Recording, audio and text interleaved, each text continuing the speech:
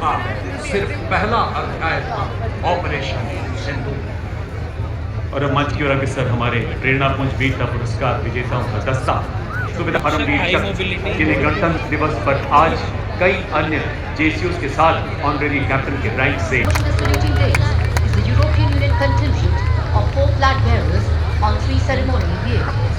European Union military representation is led by Colonel Frederick Sarney, acting on behalf of the Director General of the European Union military staff. The right side vehicle, aligned alongside the second ceremony, carries the flag of the European Union, symbolizing the institutional unity of the 27 EU member states, alongside the flag of the European Union military staff. EU common security and defense policy in the Indian Ocean and the Red Sea regions. These flags represent the European Union's operational presence in support of international maritime security. अब आपके सामने पहली बार गणतंत्र दिवस parade का हिस्सा बन रही बैटल एरिया फॉर्मेशन, जो आधुनिक युद्ध के अभिन्न अंगों को एवं उनके युद्ध में भूमिका को दर्शा रहा है। इस फॉर्मेशन ने वीरता, शौर्य एवं अदम्य साहस का ऐसा परिचय दिया जो आज भी हम सबके हृदय में जीवित है। जी हाँ, 61 कैवलरी रेजिमेंट का हर योद्धा है बंदा बहादुर सा निर्भीक, मानो 12 बंदों का जिगरा लिए डटा हो हर एक वीर। रेजिमेंट हमारी पश्चिमी सीमाओं पर ऑपरेशनल रोल में सक्रिय है। रेजिमेंट रणनीति प्रधानमंत्री जी की विकसित राष्ट्र की परिकल्पना के अनुरूप नए भारत की network centric multi domain integrated युद्ध प्रणाली को दर्शाते मैकेनाइज्ड कॉलम्स आप देखेंगे। ये दस्ते पूरा वेपन सिस्टम है जिन पर लगे लॉयटर ड्रोन्स रंग से दिखाया गया। आप देख सकते हैं मंच की बाईं ओर से मुझे बताते हैं ऑपरेशन सिंदूर में भारत की जीत का परचम बड़ी शान से लहराते प्रहार मुद्रा में स्वदेश में निर्मित नहीं बल्कि पूरा वेपन सिस्टम है। आप देख सकते हैं इस पर रेडार लगा है जो दुश्मन के इलाके में काफी गहराई तक झांक सकता है। साथ ही सैटेलाइट कम्युनिकेशन भी दिया गया है। इस पर लॉयटर एमिनेशन वाले ड्रोन्स लगे हैं जिन्हें अगले भाग को लाल रंग से दिखाया गया है। ये छोटी टुकड़ियां दुश्मन के इलाके में 50 किलोमीटर घुसकर उसके आसमान में आधुनिक हथियारों से सुसज्जित करोड़ मुद्रा में भारत माता वीर अपाचे, ये आधुनिक युद्ध का मान है। दुश्मन के लिए कभी न थमने वाला तूफान है। अपाचे दुश्मन के टैंक और ठिकानों पे सटीक वार कर अपाचे अपने हवाई प्रहार से दुश्मन के सुरक्षा कवच को भेद कर उसे कमजोर बनाता है। और फिर आगे बढ़ते हैं हमारे T-90 भीष्म और मुख्य युद्धक टैंक अर्जुन।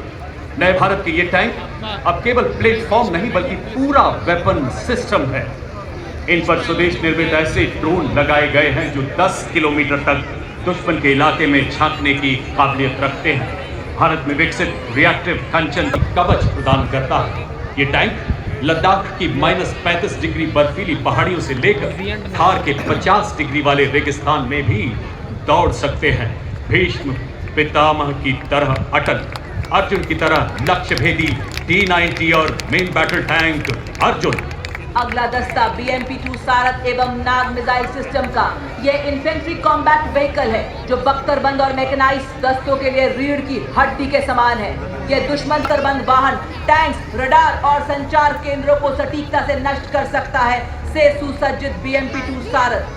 साथ ही आपके समक्ष नाग मिसाइल सिस्टम जो 4 किलोमीटर की दूरी से दुश्मन को भेदने में सक्षम 4 एंटी टैंक गाइडेड मिसाइल्स दाग सकता है।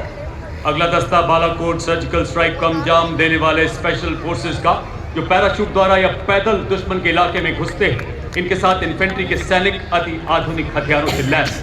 सबसे आगे रफ टेरेन टैक्टिकल हॉलर जिस पर स्नाइपर तैनात है जो घात लगाकर 1.5 किलोमीटर की दूरी से दुश्मन के कमांडर को ढेर कर सकता है।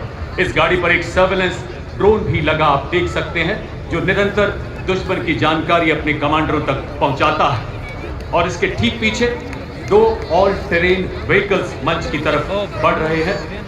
आप देख सकते हैं इन पर नागास्त्र और जॉनेट नामक लॉयटर एम्यूनिशन वाले ड्रोन लगाए गए हैं जो 10 किलोमीटर तक दुश्मन पर प्रहार कर सकते हैं। और इन दोनों ATV के पीछे आप देख सकते हैं हॉलर व्हीकल चल रहा है।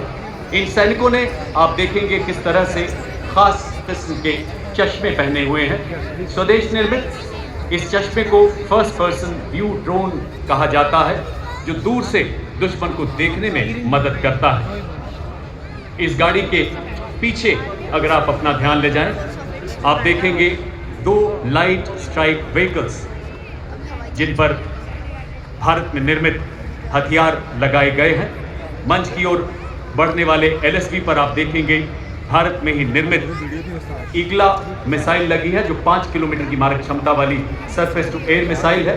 दूसरे एलएसवी पर आप देख सकते हैं हेवी मशीन गन लगाई गई है, और इसके पीछे जो ट्रेलर आप देख सकते हैं नवीन और फुर्तीले, जिन पर हमारे नए भारत के रोबोटिक म्यूल्स भी लगाए गए हैं। और अब आपके समक्ष 4 स्वचालित वाहन जो कि निगरानी, रेकी, दुश्मन में सहयोग करते हैं। खड़ी चट्टानों के बीच दौड़ता है ये स्वचालित वाहन, दुश्मन की खबर लेता, हथियार लादे, निगरानी रखे, पहाड़ों में भी राज करे, बर्फीली हवाओं से ना डरे, गहरी खाइयों को पार करे, सैनिकों की ढाल बने, दुश्मन की चाल का रुख मोड़ दे।